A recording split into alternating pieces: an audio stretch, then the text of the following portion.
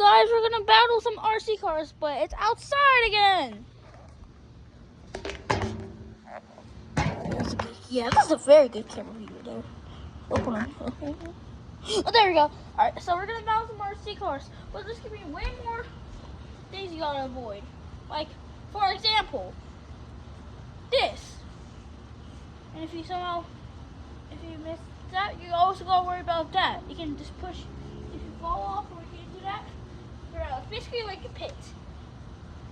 But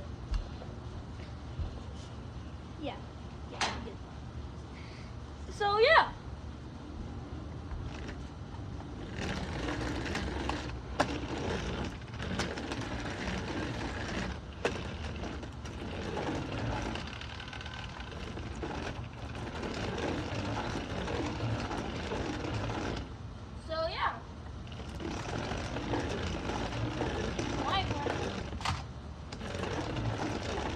These spots are gonna get ready for battle.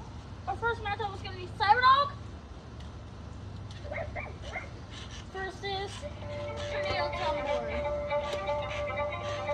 Alright, so 3, 2, 1. I'm gonna start off easy matches for Tornado Tumbler since